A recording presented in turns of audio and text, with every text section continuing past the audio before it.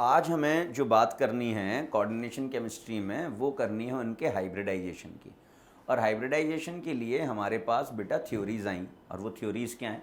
तो बोला the nature of bonding between the central metal atom and ligand in the coordination sphere has been explained by the three well known theories, and these are number 1 is balance bond theory of the coordination compound. तो बेटा valence bond theory ना हमें lines polling ने दी थी। It was proposed by Linus Pauling, और उन्होंने हमसे क्या कहा? उन्होंने हमसे कहा कि the suitable number of atomic orbital of central metal ion hybridise to provide empty hybrid orbital. समझना पड़ेगा क्या कहना चाहते हैं हम। यहां कहना चाहते हैं कि कोऑर्डिनेशन नंबर के अकॉर्डिंग हमें पता चलेगा कि कितने हाइब्रिड ऑर्बिटल पार्टिसिपेट कर रहे हैं, how many hybrid orbitals are participating. निश्चित रूप से वो हाइब्रिड ऑर्बिटल एस, पी और डी ही होंगे, लेकिन कौन से, ये बात हम देखेंगे हाइब्रिडाइजेशन। समझिएगा जरा, अगर मेरे पास कोऑर्डिनेशन नंबर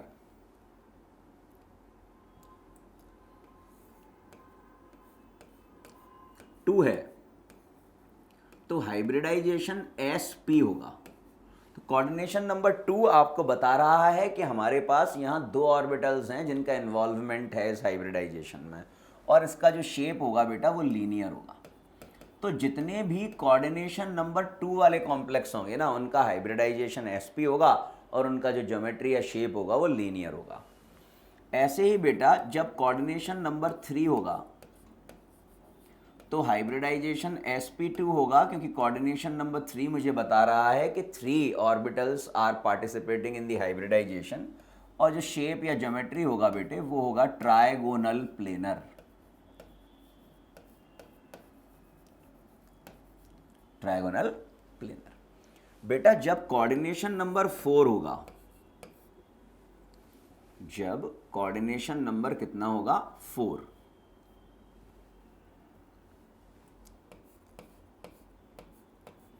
तो यहां पर 2 केस हो सकते हैं बेटा। कोऑर्डिनेशन नंबर 4 मुझे ये तो बता रहा है कि number of orbital participating are 4, लेकिन एक केस में बेटा हाइब्रिडाइजेशन होगा sp3 और दूसरे केस में बेटा हाइब्रिडाइजेशन होगा dsp2। जब हाइब्रिडाइजेशन sp3 होगा बेटा तो शेप या ज्योमेट्री होगी टेट्राहेड्रल, और जब dsp2 होगा तो शेप या ज्योमेट्री होगी स्क्वायर प्लेनर। अब आपका प्रश्न आएगा, सर हमें कैसे पता चलेगा? वही तो हम आगे एक्सप्लेन करेंगे, तो यू हैव टू वेट। अगर कोऑर्डिनेशन नंबर 5 होगा बेटा तब भी यहां पर 2 केसेस होंगे, जैसे कोऑर्डिनेशन नंबर 4 में है। ये मुझे ये तो बता रहे हैं कि जो ऑर्बिटल पार्टिसिपेट करेंगे वो होंगे 5, लेकिन एक केस में हाइब्रिडाइजेशन होगा sp3d और एक केस में हाइब्रिडाइजेशन होगा dsp3। जब sp3d होगा बेटा तो ये स्क्वायर पिरामिडल होगा,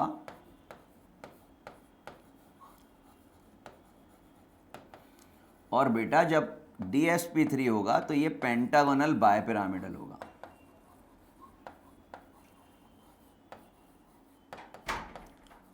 पेंटागोनल बाय पिरामिडल। ऐसे ही बेटा जब कोऑर्डिनेशन नंबर 6 होगा तो again we have 2 cases for coordination number 6।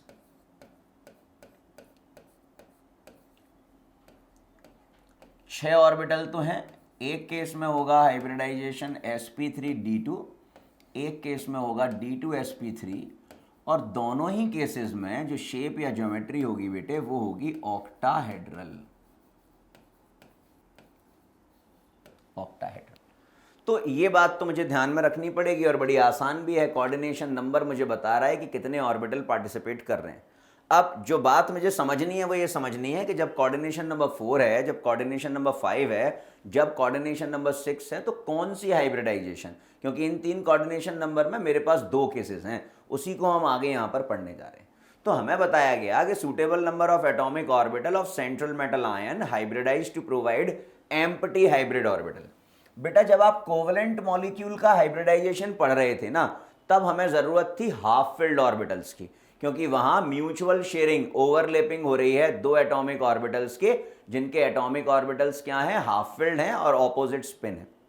लेकिन जब मैं कॉम्प्लेक्स कंपाउंड में हाइब्रिडाइजेशन की बात करता हूं बेटा, तो मुझे चाहिए होते हैं वैकेंट ऑर्बिटल।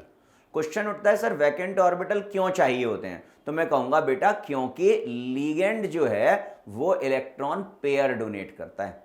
तो लीगेंड जब इलेक्ट्रॉन पेयर डोनेट करता है तो मुझे पता है कि वो 2 इलेक्ट्रॉन्स होते हैं और एक ऑर्बिटल में मैक्सिमम 2 ही इलेक्ट्रॉन्स आ सकते हैं। तो इसलिए मुझे सेंट्रल मेटल आयन के कौन से ऑर्बिटल्स चाहिए, वैकेंट ऑर्बिटल्स चाहिए, एम्प्टी ऑर्बिटल्स चाहिए। दीज हाइब्रिड ऑर्बिटल्स, देखिए वो जो एम्प्टी ऑर्बिटल्स थे, हाइब्रिड ऑर्बिटल्स थे, accept lone pair of electron from the ligand and are directed toward the ligand position according to the geometry of the complex. अब नई चीज आ गई, inner orbital, inner D orbitals are used in hybridisation. तो complex is known as inner orbital complex या low spin complex, लो spin complex या hyper लिगेटेड complex भी उनको कहते हैं। और बेटा अगर outer D, valence D, vacant D use हो रहा है, आउटर डी मतलब वैलेंस शेल का, तो हम उसे कहते हैं outer orbital complex, outer orbital complex या हाई स्पिन कॉम्प्लेक्स। अभी मैं आगे ये सारी चीजें डिस्कस करूंगा। A substance which do not contain unpaired electron, उसे हम कहते हैं डायमैग्नेटिक। जब अनपेयर्ड इलेक्ट्रॉन्स हैं तो पैरामैग्नेटिक, और जब अनपेयर्ड इलेक्ट्रॉन्स नहीं है बेटे तो डायमैग्नेटिक प्रॉपर्टी शो करता है। जब भी वो पैरामैग्नेटिक होगा यानी कि अनपेयर्ड इलेक्ट्रॉन्स होंगे बेटा तो वो कलर्ड होगा, और जब भी वो डायमैग्नेटिक होगा यानी कि अनपेयर्ड इलेक्ट्रॉन्स नहीं होंगे तो वो कलरलेस होगा। On the other hand, a substance which contain one or more unpaired electron, it is said to be paramagnetic। तब हम उसे क्या कहते हैं बेटे, पैरामैग्नेटिक कहते हैं। Paramagnetism can be calculated by the formula. तो फॉर्मूला है बेटा मेरे पास mu is equal to root over N into N plus two, where N is the number of unpaired electrons. तो जब मैं एन की वैल्यूज यहां पर रखूंगा तो मुझे क्या मिल जाएगा, मुझे मिल जाएगा म्यू एम का वैल्यू। तो यहां से मैं क्या कैलकुलेट कर सकता हूं, मैग्नेटिक मोमेंट कैलकुलेट कर सकता हूं। On the basis of the value of magnetic moment, we can predict the number of unpaired electrons. If we know the number of unpaired electrons, then it is possible to predict the geometry of the complex species. आप समझना, पहली line हमसे क्या कहना चाह रही है कि अगर मुझे मैग्नेटिक मोमेंट की वैल्यू पता है तो मैं अनपेयर्ड इलेक्ट्रॉन निकाल सकता हूं और मैं इसे सच साबित कर देता हूं। मतलब आपको कैलकुलेट करने की जरूरत ही नहीं है, समझना बड़े ध्यान से। ये मैं लिख रहा हूं म्यू एम यानी कि मैग्नेटिक मोमेंट, ये मैं लिख रहा हूं number of unpaired electrons. It is the trick which I am telling you ना। तो अगर म्यू एम का वैल्यू, हमेशा याद रखना म्यू एम हमेशा फ्रैक्शनल होता है बेटे, हमेशा फ्रैक्शनल होता है, डेसिमल्स में वैल्यू आती है। तो मान लो ये 1 पॉइंट समथिंग है, 1 पॉइंट समथिंग, एक के बाद कोई भी value 1.732, 1.8, what ever the value, 2 point something, 3 point something, 4 point something, 5 point something. तो ये जो समथिंग है ना मैंने लिया ही नहीं है, पॉइंट से पहले वाला होल नंबर, पॉइंट से पहले वाला होल नंबर, पॉइंट से पहले वाला होल नंबर, पहले वाला होल नंबर, पहले वाला होल नंबर, पहले वाला होल नंबर, ये मुझे देता है नंबर ऑफ अनपेयर्ड इलेक्ट्रॉन्स। 1, 2, 3, 4 और 5।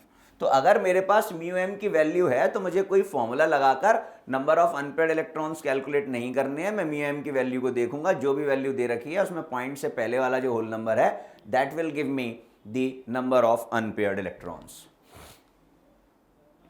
There are 2 type of ligands. Ligands 2 प्रकार के इन्होंने फर्दर क्लासिफाई किए, एक होता है स्ट्रॉन्ग फील्ड लिगेंड और एक होता है वीक फील्ड लिगेंड। बेटा स्ट्रॉन्ग फील्ड लिगेंड को हम SFL से रिप्रेजेंट करते हैं, मैं यहां लिख देता हूं स्ट्रॉन्ग फील्ड लिगेंड, SFL। और बेटा जो वीक फील्ड लिगेंड होता है, वीक फील्ड लिगेंड होता है बेटा, इसे मैं रिप्रेजेंट करता हूं WFL से। किससे रिप्रेजेंट करूंगा, WFL से। अब बड़े ध्यान से समझना, स्ट्रॉन्ग फील्ड लिगेंड स्ट्रॉन्ग है क्योंकि उसकी एनर्जी ज्यादा है। तो जितने भी स्ट्रॉन्ग फील्ड लिगेंड्स होते हैं दे हैव हाई एनर्जी, और बेटा अगर इनकी एनर्जी ज्यादा है तो निश्चित रूप से मैं कह सकता हूं इनकी वेवलेंथ कम होगी। वीक फील्ड लिगेंड वीक है मतलब इनकी एनर्जी क्या है, कम, एनर्जी कम है तो मैं निश्चित रूप से कह सकता हूं इनका वेवलेंथ ज़्यादा होगा, because both energy and wavelength are inversely proportional to each other. Energy अगर ज़्यादा होगी तो वेवलेंथ कम होगी, एनर्जी अगर कम होगी तो वेवलेंथ ज़्यादा होगी।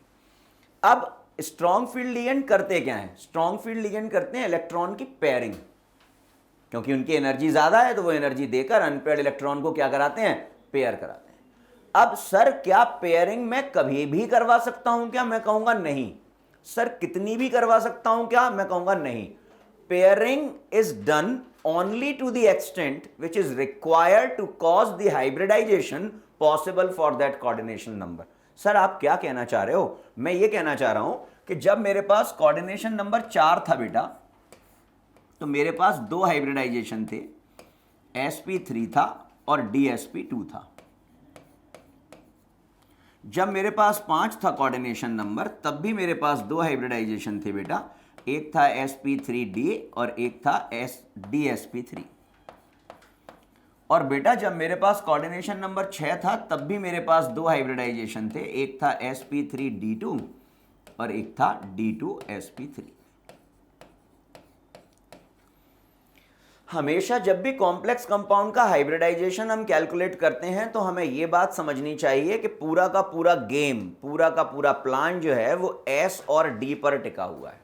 तो मुझे ना d ऑर्बिटल्स में इलेक्ट्रॉन्स की पेयरिंग करानी होती है, d ऑर्बिटल्स में इलेक्ट्रॉन की पेयरिंग करानी होती है। लेकिन ध्यान रखना है, जैसे मान लो मेरे पास कोऑर्डिनेशन नंबर 4 है तो मुझे कितने d की रिक्वायरमेंट है?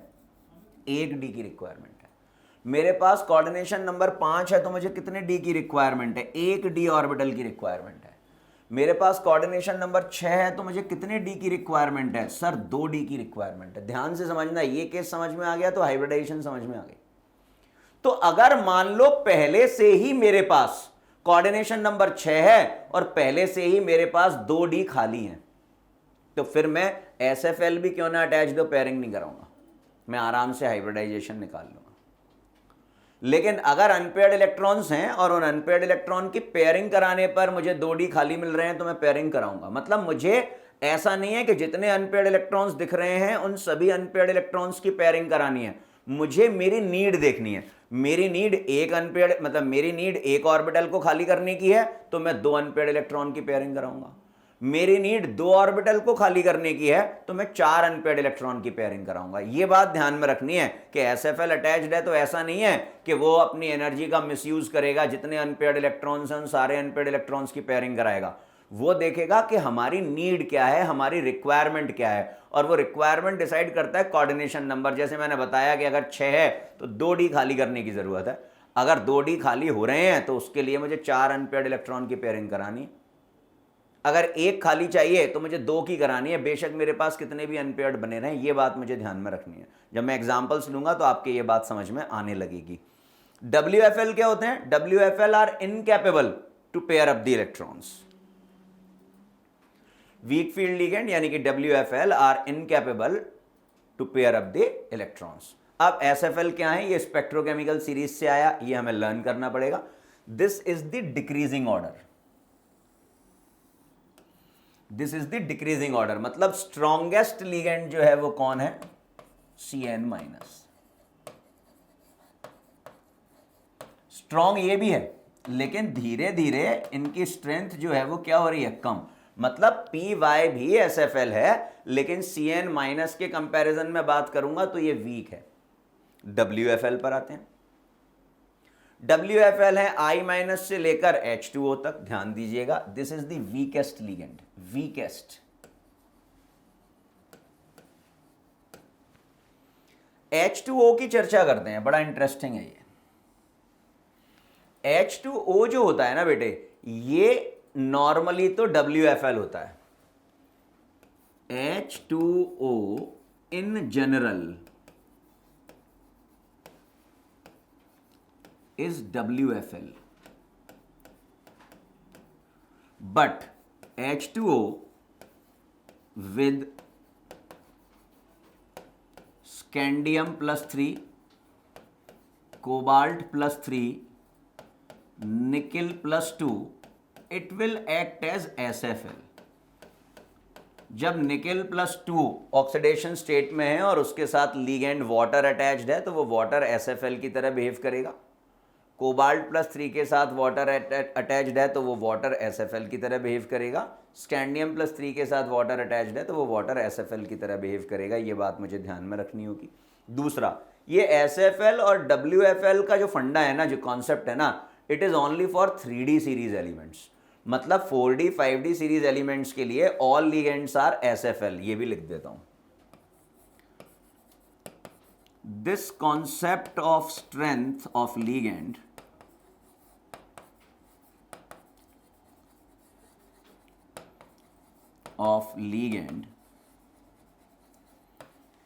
is only for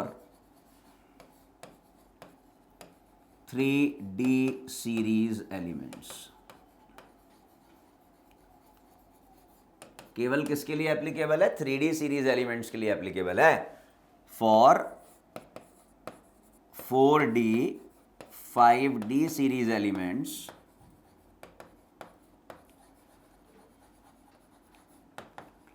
all ligands are SFL।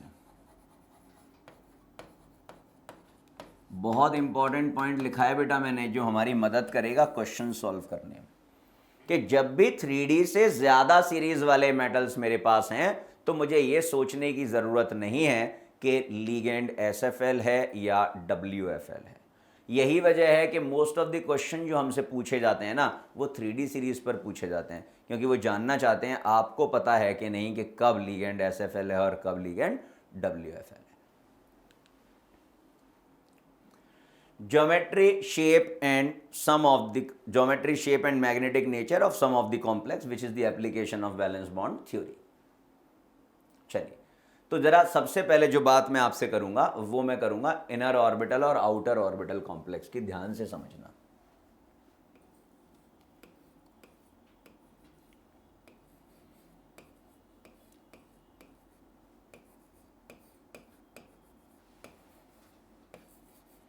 क्यों बोल रहे हैं इनर ऑर्बिटल और क्यों बोल रहे हैं आउटर ऑर्बिटल?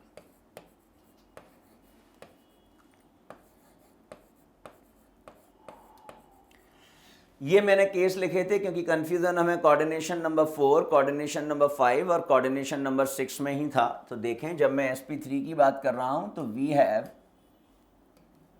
NSNP, मतलब वैलेंस शेल। और वैलेंस शेल क्या होता है? Outermost shell. एन क्या रिप्रेजेंट करता है? Valence shell, and valence shell is the outermost shell. तो ये जो sp3 बना है ये आउटर ऑर्बिटल है। आउटर ऑर्बिटल मतलब इसमें सारे के सारे ऑर्बिटल्स जो हैं वो वैलेंस शेल के हैं। आउटर ऑर्बिटल कॉम्प्लेक्स मतलब all the orbitals involved in that hybridization belongs to the valence shell, the outermost shell. That is why they are considered as outer orbital complex. जब मैं dsp2 की बात करता हूं ना बेटा, तो इसमें d इन्वॉल्व है, लेकिन n-1 सब शेल, n-1 शेल का, मतलब पेनल्टीमेट शेल का। s और p वैलेंस शेल के ही हैं, ns और np। तो यहां पर ऑर्बिटल्स दो तरह के इन्वॉल्व हैं। मतलब इनर ऑर्बिटल कॉम्प्लेक्स में we have different principal quantum numbers, क्योंकि n नंबर ऑफ शेल भी रिप्रेजेंट करता है और n ही प्रिंसिपल क्वांटम नंबर भी होता है। तो अब मैंने क्या देखा कि यहां पर एक शेल जो है वो पेनल्टीमेट शेल है, मतलब इनर शेल है।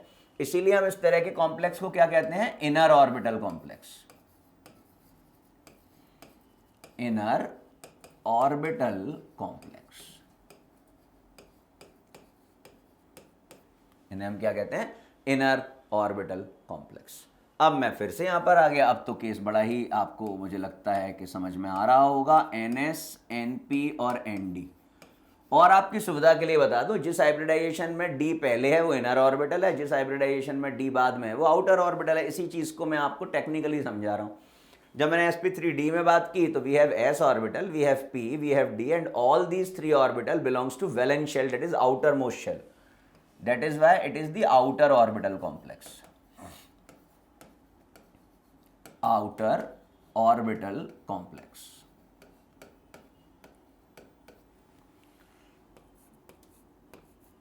फिर से भाई n-1d, ns NP inner orbital complex.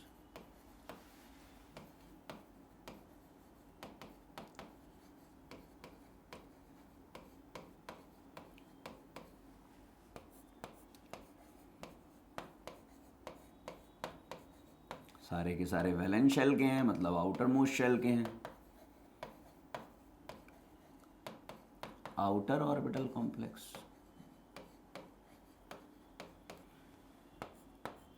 D inner orbital का है, एस और पी आउटर ऑर्बिटल के हैं। Inner orbital complex, inner orbital complex. तो देखो इनर ऑर्बिटल और आउटर ऑर्बिटल कॉम्प्लेक्स क्या हैं, ये मेरे समझ में तो आ गए। और आपको मैंने और समझाने के लिए बता दिया कि यार जिसमें डी पहले लिखा हुआ है DsP2, DsP3, D2sP3, देखिए ये सभी इनर ऑर्बिटल कॉम्प्लेक्स हैं। जिनमें डी बाद में है वो आउटर ऑर्बिटल कॉम्प्लेक्स हैं। लेकिन मैंने आपको टेक्निकली बताया जिसमें n-1d का उपयोग हो रहा है वो इनर ऑर्बिटल है, और जिसमें nd का उपयोग हो रहा है वो आउटर ऑर्बिटल है, क्योंकि nth shell is the outermost shell is the valence shell, is the valence shell. और आपने ये बात नोटिस कर ली होगी कि जब मैं इनर ऑर्बिटल कॉम्प्लेक्सेस में बात कर रहा हूं तो we have two different principal quantum number, we have two different principal quantum number, we have two different principal quantum number। तो कभी कभी हमसे ये क्वेश्चन भी पूछ लिया जाता है, 4 कॉम्प्लेक्स देगा और बोलेगा इनमें से किस कॉम्प्लेक्स में जो हाइब्रिड ऑर्बिटल्स यूज हो रहे हैं उनमें डिफरेंट प्रिंसिपल क्वांटम नंबर्स हैं। तो आपको तुरंत स्ट्राइक करना चाहिए कि हमसे जानना चाह रहा है कि इनमें से कौन सा कॉम्प्लेक्स इनर ऑर्बिटल कॉम्प्लेक्स है। जब भी पूछेगा कि किस कॉम्प्लेक्स में 2 अलग अलग प्रिंसिपल क्वांटम नंबर्स यूज हो रहे हैं, इट सिंपली मीन्स कि examiner want to know which of the following complex is inner orbital complex.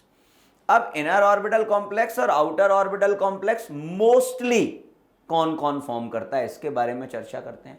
Y inner orbital complex is known as low spin complex and why outer orbital complex is known as high spin complex, उसके बारे में भी चर्चा करते हैं। समझते हैं जरा आगे।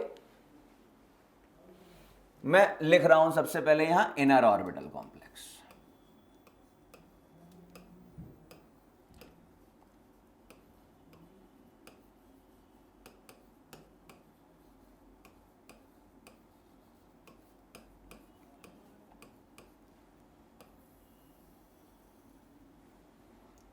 फिर से आपकी सुविधा के लिए DsP2, DsP3, D2sP3। बेटा जितने भी इनर ऑर्बिटल कॉम्प्लेक्स होते हैं they are mostly form by SFL।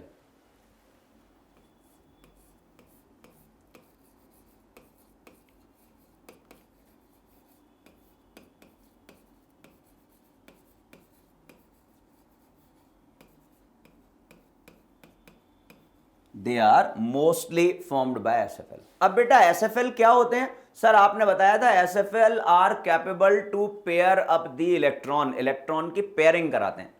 अब अगर इलेक्ट्रॉन की पेयरिंग करा रहे हैं तो स्वाभाविक सी बात है जिस कॉम्प्लेक्स में सेंट्रल मेटल एटम से SFL अटैच्ड है तो SFL क्या करना चाहेगा? SFL करना चाहेगा सेंट्रल मेटल एटम के अनपेयर्ड इलेक्ट्रॉन्स की पेयरिंग। मतलब after the formation of complex मेरे पास या तो number of electrons unpaired electrons रहेंगे ही नहीं या बहुत कम रहेंगे, क्योंकि पेयरिंग करा रहा है तो pairing as per the requirement होती है। तो या तो मैं पूरी पेयरिंग करा दूंगा तो नंबर ऑफ अनपेयर्ड इलेक्ट्रॉन 0, या मैं पार्शियल पेयरिंग कराऊंगा एज पर द रिक्वायरमेंट तो नंबर ऑफ अनपेयर्ड इलेक्ट्रॉन पहले से कम हो जाएंगे। तो मैं यहां पर क्या लिखूंगा? Number of unpaired electrons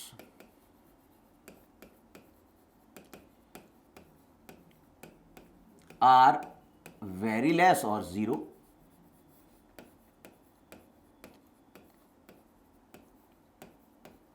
very less or 0।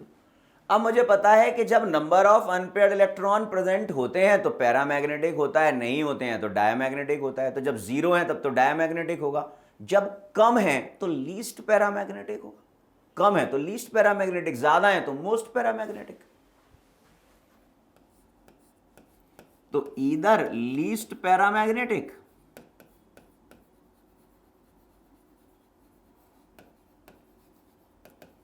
या डायमैग्नेटिक। समझना बड़े ध्यान से कि अगर मैं तुमसे बात करूं कि कोई सब्सटेंस लीस्ट पैरामैग्नेटिक है तो कलर तो शो करेगा, डल कलर करेगा, और डायमैग्नेटिक है तो कलरलेस होगा। डल कलर्ड द कलर्ड तो होगा, या कलरलेस। फिर से समझना, अगर नंबर ऑफ अनपेयर्ड इलेक्ट्रॉन्स कम है या है ही नहीं, इसका मतलब है कि कंपाउंड लीस्ट रिएक्टिव है, क्योंकि reactivity is always directly proportional to the number of unpaired electrons. Number of unpaired electrons जितने ज्यादा होंगे रिएक्टिविटी उतनी ज्यादा होगी, नंबर ऑफ अनपेयर्ड इलेक्ट्रॉन्स जितने कम होंगे रिएक्टिविटी उतनी कम होगी। तो मैं क्या लिखूंगा, लीस्ट रिएक्टिव, लीस्ट रिएक्टिव, और अगर लीस्ट रिएक्टिव है मतलब मोर स्टेबल, तो जो इनर ऑर्बिटल कॉम्प्लेक्स होते हैं they are least reactive and more stable. अब समझते हैं कि they are known as low spin complex. क्यों कहते हैं लो स्पिन कॉम्प्लेक्स समझते हैं, लेकिन पहले मैं आउटर ऑर्बिटल कॉम्प्लेक्स भी लिखूंगा, तभी मैं इस बात को आपको समझा सकता हूं। चलिए जरा फटाफट आते हैं आउटर ऑर्बिटल कॉम्प्लेक्स पर।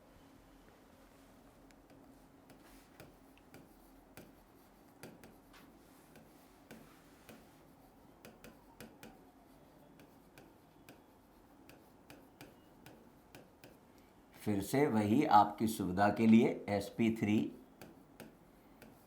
sp3d और sp3d2, ये सभी क्या हैं, ये सभी हैं outer orbital complex. Generally they are formed by mostly formed by WFL, mostly formed by WFL।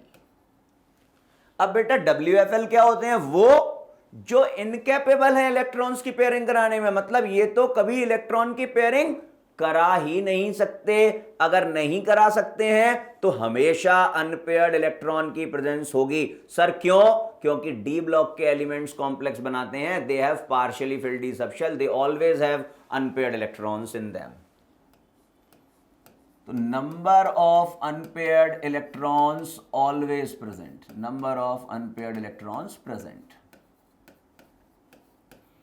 अब बेटा वही बात है, अगर नंबर ऑफ अनपेयर्ड इलेक्ट्रॉन्स होंगे तो पैरामैग्नेटिक होगा ऑलवेज। एक्सेप्शंस तो हमेशा ही केमिस्ट्री में मिल जाते हैं, इसलिए हम हमेशा इन जनरल बात करते हैं। पैरामैग्नेटिक होगा तो कलर्ड होगा, क्योंकि नंबर ऑफ अनपेयर्ड इलेक्ट्रॉन की प्रेजेंस है, ज्यादा है, मोर रिएक्टिव। और अगर मोर रिएक्टिव है तो less stable, and they are known as high spin complex. They are known as what? They are known as high spin complex. अब आप कहोगे सर अब तो सस्पेंस हो गया है बहुत, अब जल्दी से बता दो कि क्यों इन्हें लो स्पिन कहते हैं और क्यों इन्हें हाई स्पिन कहते हैं। तो मैं कहूंगा अब समय आ भी गया है बच्चों उचित। आप सभी ने एटॉमिक स्ट्रक्चर में एक फॉर्मूला ये पढ़ा होगा, total number of spin is equal to number of unpaired electrons divided by 2, number of unpaired electrons divided by 2। तो बेटा मैंने देखा इनर ऑर्बिटल कॉम्प्लेक्स में नंबर ऑफ अनपेयर्ड इलेक्ट्रॉन्स कम है या है ही नहीं, मतलब टोटल स्पिन क्या होगी? कम। That is why they are known as low spin complex. यहां मैं बोल रहा हूं कि हमेशा ही अनपेयर्ड इलेक्ट्रॉन की प्रेजेंस होती है कंपैरेटिवली इनर ऑर्बिटल कॉम्प्लेक्स से ज्यादा, that's why spin must be high, that is why they are known as high spin complex. तो अब बेटा यहां हम सक्षम हो गए हैं कि हाइब्रिडाइजेशन कैलकुलेट कर पाए। तो अब हम रूल्स पढ़ेंगे how to calculate the hybridization and the magnetic property of the complex. अब देखते हैं कि हाइब्रिडाइजेशन हम कैसे निकालें। तो हाइब्रिडाइजेशन में कुछ रूल्स हैं पहले जो हमें फॉलो करने होंगे, और वो रूल्स हैं कि सबसे पहले किसी कॉम्प्लेक्स में मुझे सेंट्रल मेटल एटम का ऑक्सीडेशन नंबर निकालना होगा। First of all we have to calculate the oxidation number of central metal atom. दूसरा point, now write down the electronic configuration of central metal atom in that specific oxidation number. जो आपने oxidation number निकाला है, अब आप उसके respect में क्या लिखेंगे, उस सेंट्रल मेटल एटम का कॉन्फ़िगरेशन लिखेंगे. फिर represent that configuration in box diagram. ये 3 पॉइंट जो हैं वो हर कॉम्प्लेक्स के लिए आपको कॉमनली यूज करने. पहले ऑक्सीडेशन नंबर निकालें सेंट्रल मेटल एटम का, फिर उसका कॉन्फ़िगरेशन लिखें उस ऑक्सीडेशन स्टेट में, फिर उसे बॉक्स डायग्राम में रिप्रेजेंट करें. अब आपको देखना है कि कोऑर्डिनेशन नंबर क्या है, क्योंकि आप कोऑर्डिनेशन नंबर से ही जस्टिफाई कर पाएंगे कि हाइब्रिडाइजेशन क्या हो सकती है, और साथ ही आपको देखना है नेचर ऑफ लीगेंड क्या है. तो अगर नेचर ऑफ लीगेंड SFL है और पेयरिंग कराई जा सकती है तो मैं निश्चित रूप से पेयरिंग कराऊंगा और कॉम्प्लेक्स का फॉर्मेशन करूंगा. देखते हैं क्या होता है. सबसे पहले मैं हमेशा की तरह जो मेरा कॉम्प्लेक्स है वो लूंगा K4 FeCN whole 6. K4 FeCN whole 6 potassium hexacyanoferrate 2. मतलब यहां आयरन का जो ऑक्सीडेशन नंबर है वो है +2. अब आयरन +2 का जब मैं इलेक्ट्रॉनिक कॉन्फ़िगरेशन लिखता हूं तो ये आता है Ar4s0 3d6. Now represent it in box diagram.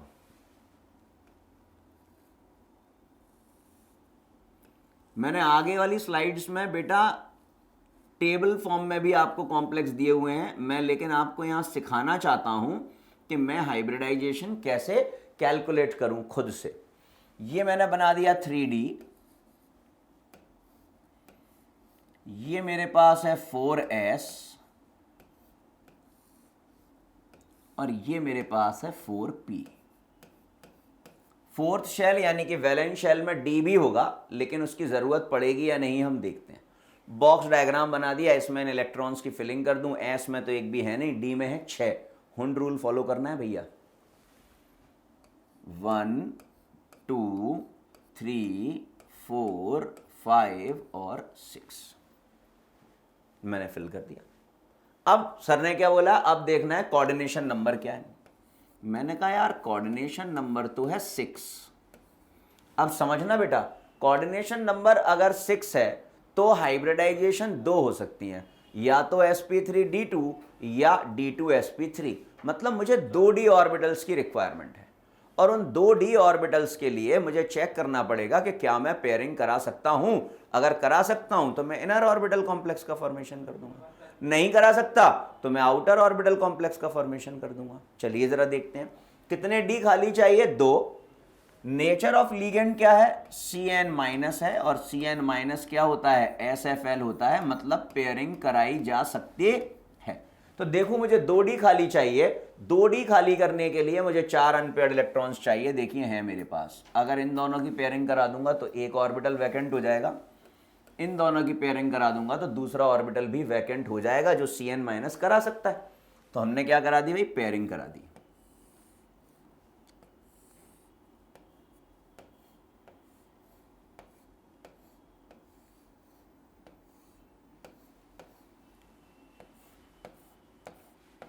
ये है 3D, ये है 4s और ये है 4p. पेयरिंग करा दी तो भैया ये देखो ये पेयरिंग हो गई है. अब मेरे पास देखो 2d खाली हैं. 2d खाली हैं तो भैया फ़ायदा उठाऊंगा, इनर ऑर्बिटल कॉम्प्लेक्स का फॉर्मेशन करूंगा. तो साइनाइड एक इलेक्ट्रॉन पेयर यहां देगा, एक इलेक्ट्रॉन पेयर यहां देगा, एक इलेक्ट्रॉन पेयर यहां देगा, एक इलेक्ट्रॉन पेयर यहां, एक यहां और एक यहां. तो देखो हाइब्रिडाइजेशन क्या आया, D2sp3. देखते जाना बेटा. तो हाइब्रिडाइजेशन हो गया D2sp3. क्या हो गया, octahedral. Number of unpaired electrons हो गए 0. मतलब हो गया डाई मैग्नेटिक। इतनी सारी चीज़ें वो पूछ सकता है और ये सारी चीज़ें मैं हाइब्रिडाइजेशन के थ्रू ही कैलकुलेट कर सकता हूँ। तो D2sp3 octahedral, number of unpaired electron 0 and complex is diamagnetic. और देखते हैं, ढेर सारे एग्जांपल्स देखेंगे हाइब्रिडाइजेशन के। जब तक देखते रहेंगे जब तक आपको चीज़ें कैलकुलेट करना नहीं आती। अब मैंने ले लिया बेटा NiCN होल 4 पर चार्ज -2। सर आप तो CN ही CN लिए जा रहे हो। मैंने कहा बेटा और भी लिगेंड्स लूंगा। देखें, सबसे पहले निकाला ऑक्सीडेशन नंबर। ऑक्सीडेशन नंबर निकाला तो मुझे दिखा निकिल के लिए X, 4 साइनाइड के लिए 4 × -1, टोटल चार्जेस -2, तो X की वैल्यू आ गई +2।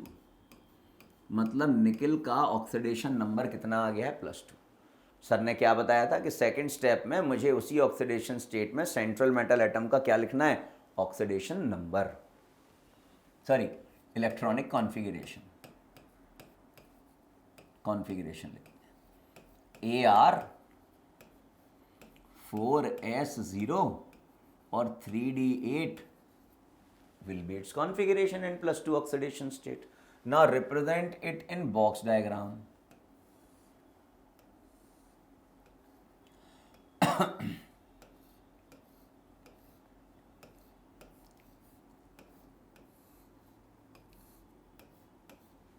This is 3d, this is 4s, this is 4p।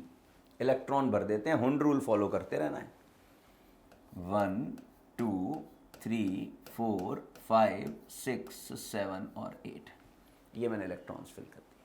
अब सर ने क्या बोला था? नेचर ऑफ द लिगेंड और कोऑर्डिनेशन नंबर। तो कोऑर्डिनेशन नंबर कितना है बेटा? यहाँ कोऑर्डिनेशन नंबर 4 है। कोऑर्डिनेशन नंबर 4 है तो 2 हाइब्रिडाइजेशन पॉसिबल है बेटे, या तो DsP2 या तो sp3। तो DsP2 मतलब मुझे कितने d ऑर्बिटल खाली चाहिए? 1। और 1 d ऑर्बिटल को खाली करने के लिए मेरे पास कितने अनपेयर्ड इलेक्ट्रॉन होने चाहिए? 2। अब मैंने देखा नेचर ऑफ द लिगेंड क्या है यार, ये तो SFL है, साइनाइड है। SFL है तो इट कैन डू पेयरिंग, ये पेयरिंग कर सकता है। अब अगर बेटा मैं इन दोनों इलेक्ट्रॉन्स की पेयरिंग करा दूंगा तो मुझे 1 d ऑर्बिटल खाली मिल जाएगा, वही मेरी रिक्वायरमेंट भी है। पेयरिंग करा दी।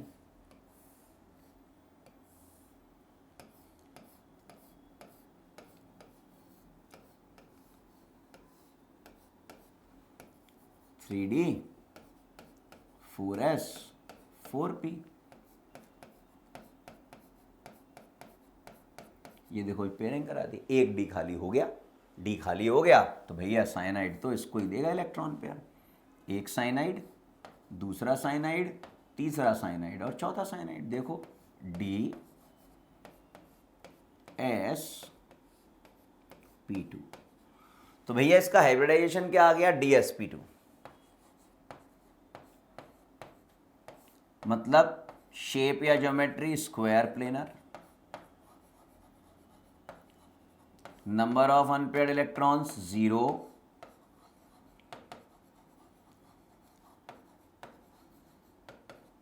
और diamagnetic. Number of unpaired electron 0 और डाई मैग्नेटिक। और आगे देखते हैं। अब मैं आपके सामने केस लेकर आ रहा हूं 2 बहुत डिफरेंट, जो हमें नॉर्मली कंफ्यूज करते हैं। और वो केस क्या हैं उन्हें देखते हैं।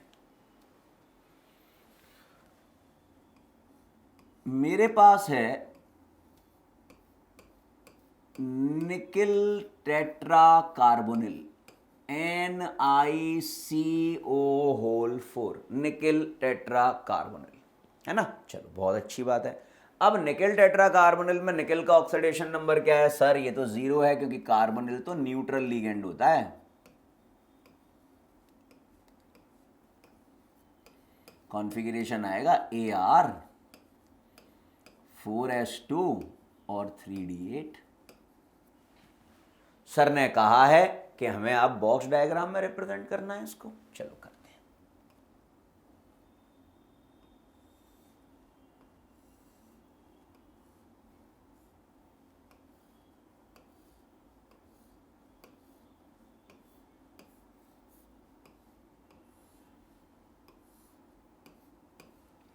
3d 4s और 4p इलेक्ट्रॉन भरते हैं भाई। 1 2 3 4 5 6 7 और 8 4s में इलेक्ट्रॉन भरते हैं भाई, 1 और 2, क्योंकि हैं तो भरूंगा। अब मेरा काम क्या है, देखूं नेचर ऑफ द लिगेंड और कोऑर्डिनेशन नंबर। तो कोऑर्डिनेशन नंबर है 4। 2 हाइब्रिडाइजेशन हो सकती हैं, या तो sp3 हो सकती है या dsp2 हो सकती है। तो मुझे कितने डी खाली चाहिए, एक, और एक डी खाली करने के लिए मेरे पास कितने अनपेयर्ड इलेक्ट्रॉन्स होने चाहिए सर, 2। क्या हैं? हाँ हैं। अब देखूं नेचर ऑफ द लिगेंड, तो मैंने देखा यार कार्बोनिल तो SFL है, देखना बेटा यहां मजा आ जाएगा। SFL है मतलब पेयरिंग हो सकती है, कराऊंगा भाई, पेयरिंग कराऊंगा।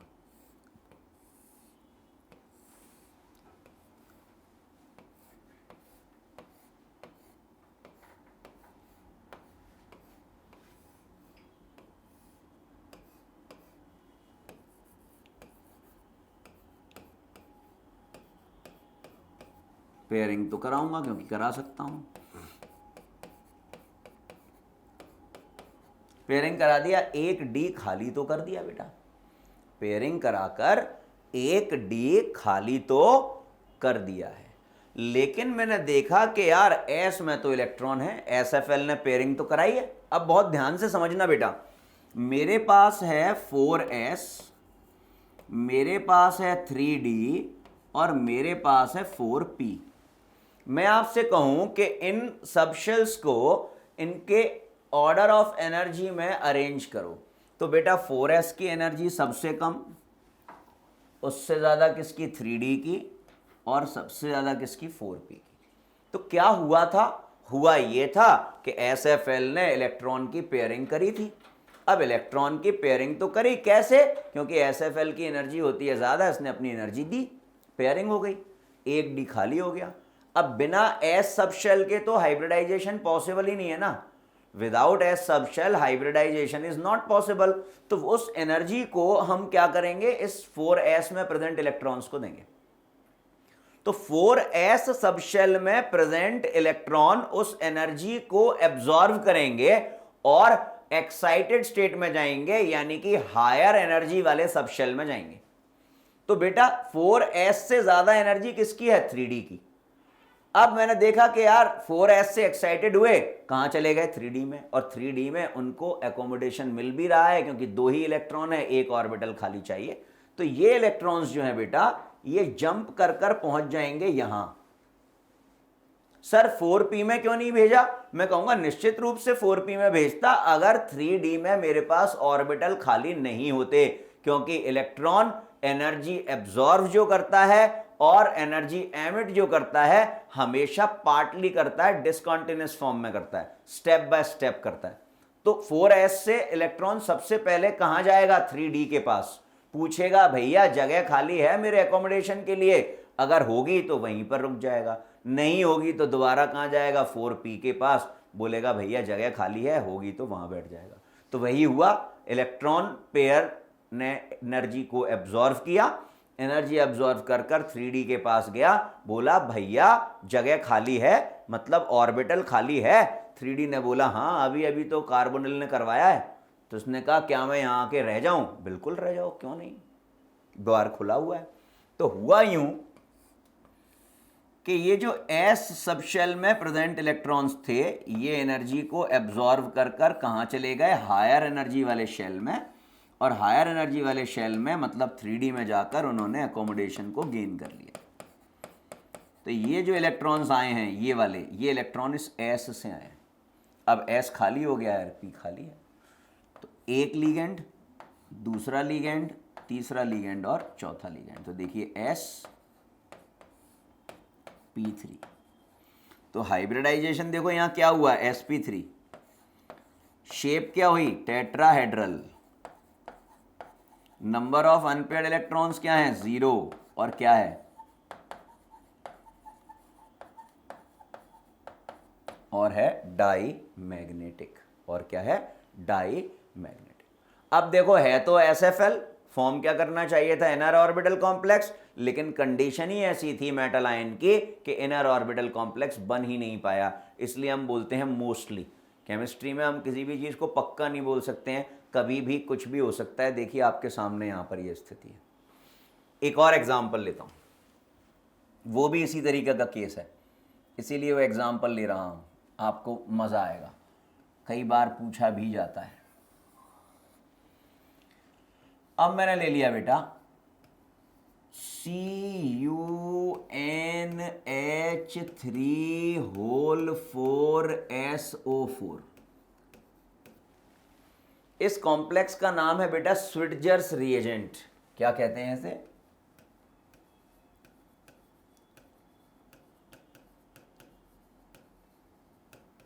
स्विट्जर्स रिएजेंट। अब स्विट्जर रिएजेंट में हाइब्रिडाइजेशन निकालना है। सबसे पहला काम क्या है जी, कॉपर का ऑक्सीडेशन नंबर निकालो। कॉपर का ऑक्सीडेशन नंबर आया +2। कॉन्फ़िगरेशन लिखो, लिख दिया यार, +2 AR 4S0 और 3D9, क्योंकि कॉपर का कॉन्फ़िगरेशन होता है 4S1 3D10। 2 इलेक्ट्रॉन निकालने हैं तो एक जाएगा S से और एक जाएगा D से। बॉक्स डायग्राम में रिप्रेजेंट करो।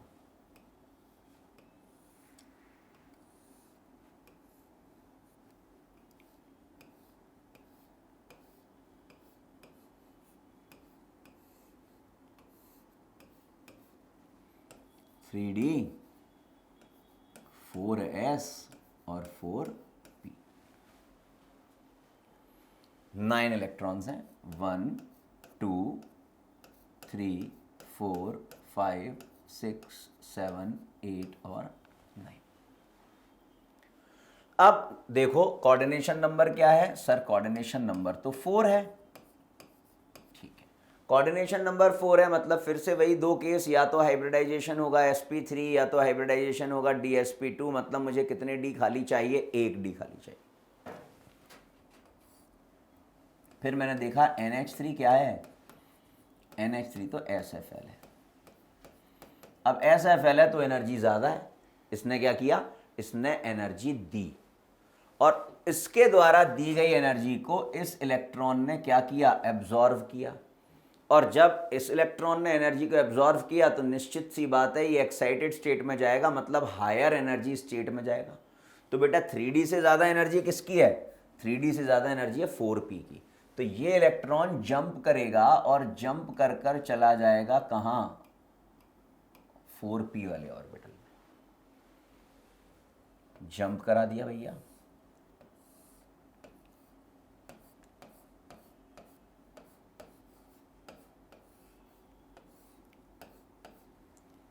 थ्री डी 4S 4p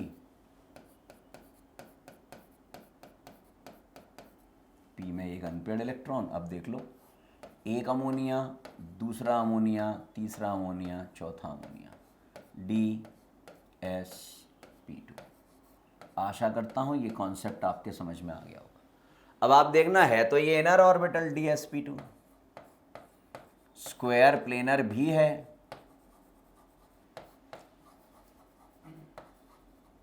लेकिन नंबर ऑफ अनपेयर्ड इलेक्ट्रॉन एक है। तो ये क्या हो गया?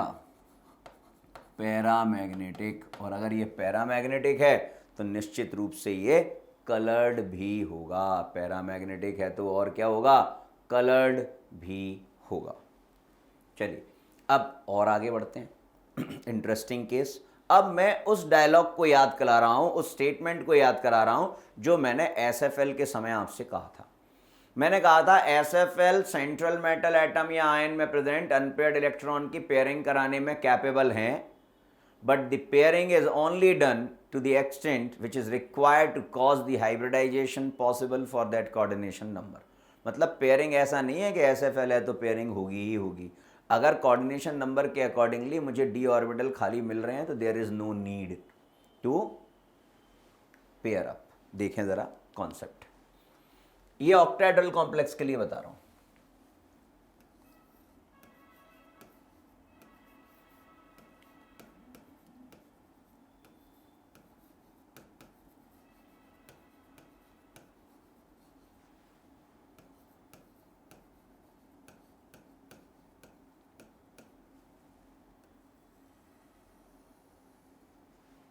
ऑक्टाहेड्रल कॉम्प्लेक्स वो होते हैं जिनका कोऑर्डिनेशन नंबर कितना होता है, 6। चलो भैया, हम क्या करते थे, हम सबसे पहले ऑक्सीडेशन नंबर निकालते थे और उस ऑक्सीडेशन स्टेट में सेंट्रल मेटल एटम या आयन का कॉन्फ़िगरेशन लिखते थे। तो कॉन्फ़िगरेशन में हम डी इलेक्ट्रॉन्स देखते थे। तो अगर D1 है, D2 है, D3 है। Configuration if is D1, D2 and D3।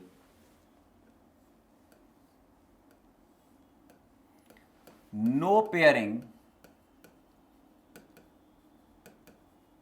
even in the presence of SFL।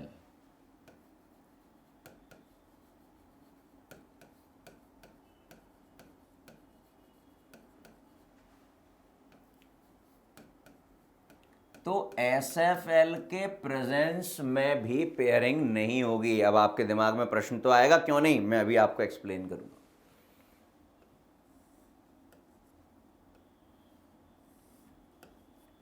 चाहे SFL जुड़ा हुआ हो और चाहे WFL जुड़ा हुआ हो, हाइब्रिडाइजेशन दोनों ही केसेस में इनर ऑर्बिटल कॉम्प्लेक्स का फॉर्मेशन करेगा। मतलब हाइब्रिडाइजेशन D2sp3 होगी। अगर हाइब्रिडाइजेशन D2sp3 होगी तो मैं बोलूंगा भैया यहां दोनों ही केसेस में ये क्या होगा, पैरा मैग्नेटिक। क्या होगा, पैरा मैग्नेटिक। सर क्यों, बिल्कुल क्यों वाली बात तो करनी ही पड़ेगी। चलिए जरा देखते हैं। ये मैं d ऑर्बिटल बना रहा हूं, देखते थे ना, कोऑर्डिनेशन नंबर 6 है और मेरे पास D1 है, D1 है, एक इलेक्ट्रॉन। अब कोऑर्डिनेशन नंबर 6 है तो how many vacant d orbital are required. Sir 2 vacant d orbital are required. देखिए we have 4 vacant d orbital. 2 की रिक्वायरमेंट है, 4 है, तो काहे पेयरिंग कराऊंगा। और वैसे भी इस एक की पेयरिंग कराने का कोई मतलब भी नहीं है, मुझे तो ये 2 d खाली मिल रहे हैं, इसलिए मैंने बोला कि पेयरिंग कराने की जरूरत नहीं है, इनर ऑर्बिटल कॉम्प्लेक्स ही बनाऊंगा।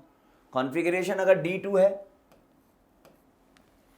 सर अब तो पेयरिंग हो सकती है, मैं कहूंगा लेकिन कराऊं क्यों, क्योंकि मैंने बोला है पेयरिंग रिक्वायरमेंट के अकॉर्डिंगली करानी है। मेरे पास तो ये 2 d खाली हैं, तो there is no need to pairing the electrons. मान लो मेरे पास D3 है, तब भी मैं पेयरिंग नहीं कराऊंगा, क्योंकि मेरी रिक्वायरमेंट है 2 d ऑर्बिटल खाली हो, तो 2 d ऑर्बिटल खाली हैं।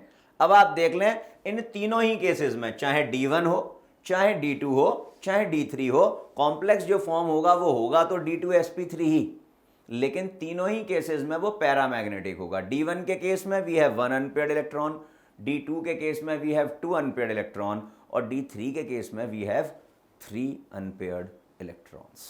दूसरा केस देखें, अगर कॉन्फ़िगरेशन D8 हो, D9 हो और D10 हो,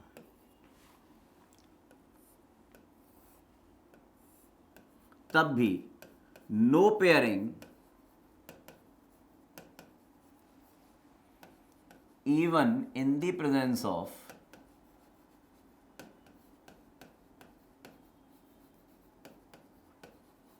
SFL। तब भी SFL के प्रेजेंस में कोई पेयरिंग नहीं होगी। क्यों, देखते हैं। चाहे SFL अटैच्ड हो बच्चों और चाहे WFL अटैच्ड हो, दोनों ही केसेस में आउटर ऑर्बिटल कॉम्प्लेक्स का फॉर्मेशन होगा। मतलब हाइब्रिडाइजेशन sp3d2 होगा और दोनों ही केसेस में ये क्या होगा, पैरामैग्नेटिक। किसे छोड़कर, एक्सेप्ट D10, क्योंकि D10 में तो अनपेयर्ड इलेक्ट्रॉन की कोई भी गुंजाइश नहीं है। सर इसको भी एक बार समझा दो, मैं कहूंगा बिल्कुल समझाऊंगा बच्चों।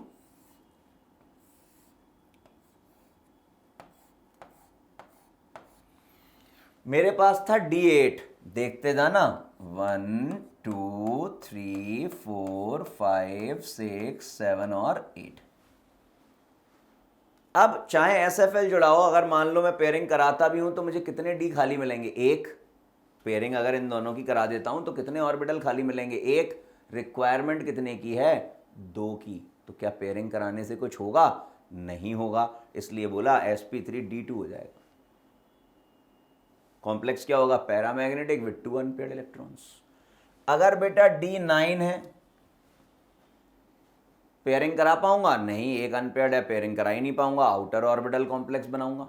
आउटर ऑर्बिटल कॉम्प्लेक्स बनाऊंगा तो निश्चित रूप से अनपेयर्ड इलेक्ट्रॉन एक रहेगा, पैरामैग्नेटिक है। अगर D10 है तब तो पेयरिंग करा ही नहीं सकता, D खाली मिलेगा ही नहीं, तो आउटर ऑर्बिटल कॉम्प्लेक्स बनेगा। लेकिन उस आउटर ऑर्बिटल कॉम्प्लेक्स में D10 के केस में पैरामैग्नेटिज्म नहीं होगा, डायमैग्नेटिज्म होगा। आशा करता हूं ये बात समझ में आई होगी। SFL की डेफिनेशन भी अब शायद दिमाग में सेट हो गई होगी कि एनर्जी ज़्यादा होने का मतलब ये बिल्कुल भी नहीं है कि हम क्या करें, पेयरिंग करें। हमें पेयरिंग तो कोऑर्डिनेशन नंबर के अकॉर्डिंगली ही करनी है, जितने की रिक्वायरमेंट है उतने की पेयरिंग की जाएगी। और देखें, चलो एक केस और बताता हूं तुमको, बेहतरीन समझ में आ जाएगा शायद तुम्हारे। CrCN होल 6 पर चार्ज -3। क्रोमियम का ऑक्सीडेशन नंबर मैंने लिखा +3, क्योंकि +3 है। कॉन्फ़िगरेशन लिखता हूं Ar4s0 और 3d3। ना represent it in box diagram. अगर समझदार व्यक्ति है तो पिछली स्लाइड से बता देगा कि भैया ये तो D2sp3 है 3 अनपेयर्ड इलेक्ट्रॉन के साथ, लेकिन मैं तो यहां आपको दिखा रहा हूं, एग्जांपल बता रहा हूं, विजुलाइज करवा रहा हूं।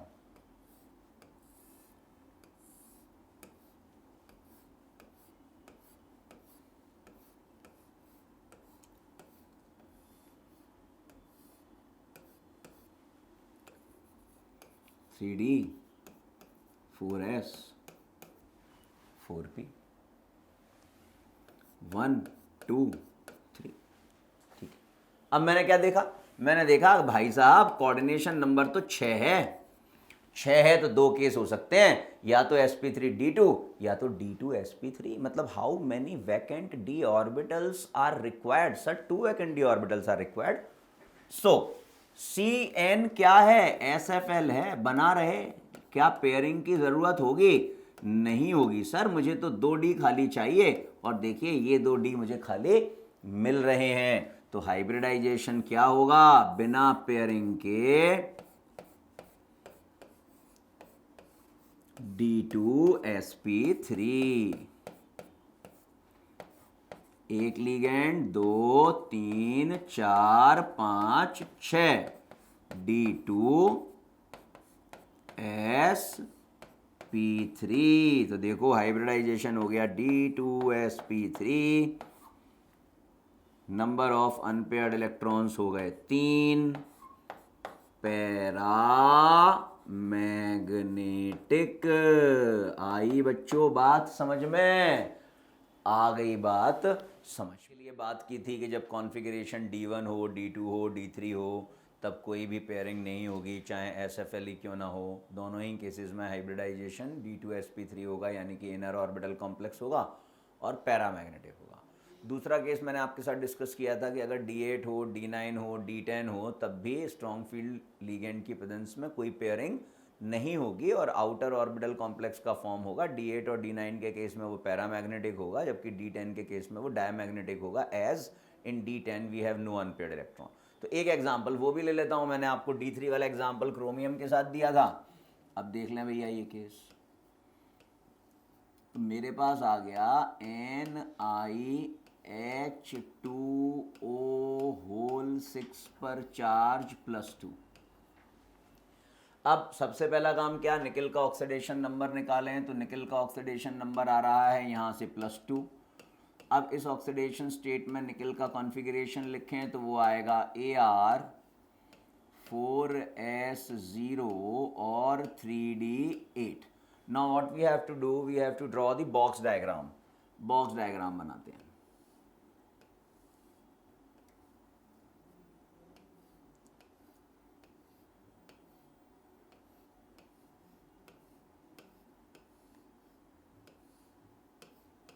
ये 3D, ये 4s और ये 4p। d में भरते हैं 8 इलेक्ट्रॉन्स, 1 2 3 4 5 6 7 और 8। अब मैंने क्या देखा कि भैया कोऑर्डिनेशन नंबर तो है 6, तो लिख देता हूं कोऑर्डिनेशन नंबर है 6 और H2O मेरे पास जुड़ा हुआ है। ठीक है, H2O जुड़ा हुआ है, मुझे पता है WFL है, लेकिन निकल +2 के साथ मैंने आपको बताया था इट बिहेव लाइक SFL, तो यहाँ पर ये SFL ही होगा क्योंकि निकल +2 के साथ H2O स्ट्रॉन्ग फील्ड लिगेंड की तरह बिहेव करता है। तो अब जब कोऑर्डिनेशन नंबर 6 है तो मेरे पास दो ही केस हो सकते हैं, या तो sp3d2 या तो d2sp3। देखूं क्या इलेक्ट्रॉन की पेयरिंग करा सकता हूं, क्या करा तो सकता हूं, SFL जुड़ा हुआ है, अनपेयर्ड इलेक्ट्रॉन्स भी हैं, लेकिन अगर मैंने इन दोनों इलेक्ट्रॉन्स की पेयरिंग करा दी तब भी मुझे एक ही d ऑर्बिटल वैकेंट मिलेगा, जबकि कोऑर्डिनेशन नंबर 6 के लिए मेरी रिक्वायरमेंट 2 d ऑर्बिटल्स को वैकेंट करने की है, इसीलिए हम यहाँ पर कोई पेयरिंग नहीं कराएंगे। और जब हम कोई पेयरिंग नहीं कराएंगे तो 3D के इलेक्ट्रॉन्स जो हैं वो अनअफेक्टेड रहेंगे,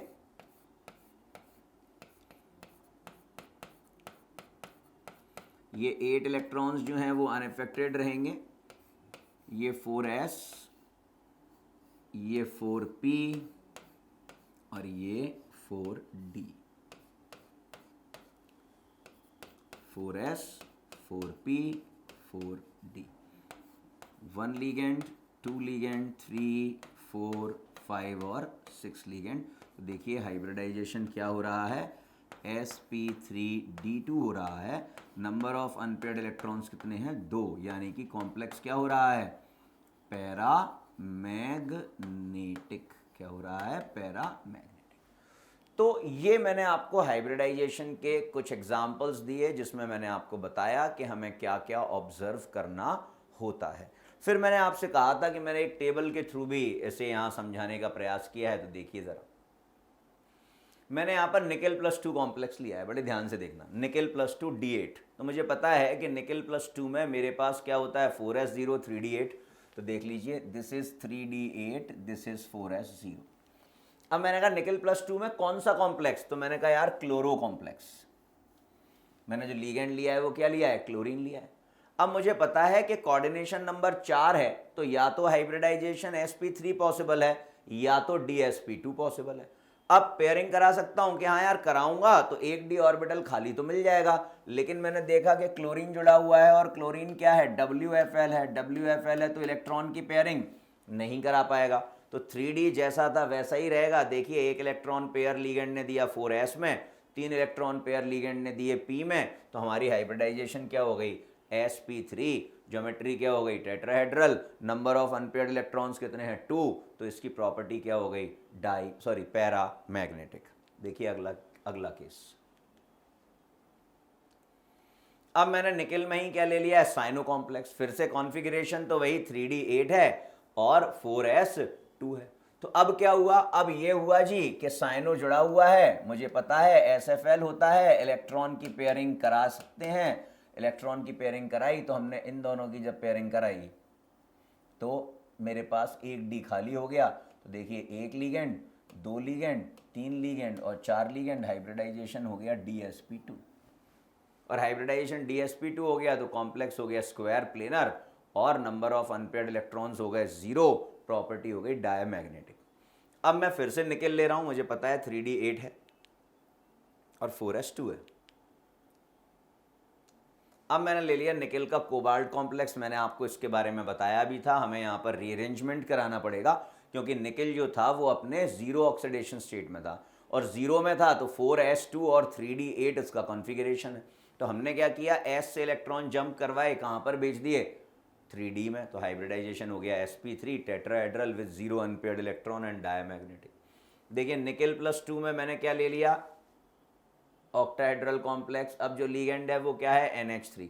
अभी मैंने एक केस आपके साथ डिस्कस किया है जिसमें मैंने आपसे बोला है कि निकल का +2 ऑक्सीडेशन स्टेट में कॉन्फ़िगरेशन होता है D8 ऑक्टाहेड्रल कॉम्प्लेक्स है तो there will be no pairing of the electron. बेशक SFL जुड़ा हुआ है, अमोनिया इज SFL, जब मैं इन दोनों इलेक्ट्रॉन्स की पेयरिंग भी कराता हूँ तब भी मुझे एक ही डी खाली मिलेगा। कोऑर्डिनेशन नंबर 6 के लिए मेरी रिक्वायरमेंट 2 डी ऑर्बिटल खाली करने की है। तो हाइब्रिडाइजेशन हो गया sp3d2। देखिए outer orbital complex, octahedral, number of unpaired electrons 2 and paramagnetic in nature. ऐसे ही बेटा हम मैग्नीज की बात करते हैं। मैंने सारे एग्जांपल्स यहाँ पर लिए हुए हैं। मैग्नीज के कॉम्प्लेक्स, कॉपर का कॉम्प्लेक्स, क्रोमियम का कॉम्प्लेक्स, ये भी मैंने आपके साथ डिस्कस किया है। कोबाल्ट का कॉम्प्लेक्स, आयरन का कॉम्प्लेक्स,